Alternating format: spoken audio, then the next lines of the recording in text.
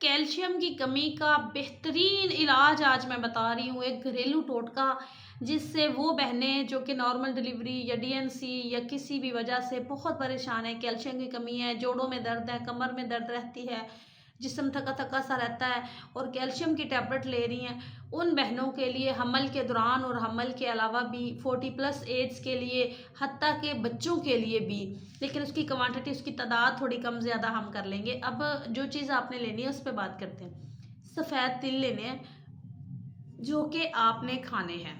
खाने किस तरीके से? सिंपल, सफ़ेद तिल लें और उठा के 1 चम्मच डेली का खा लें।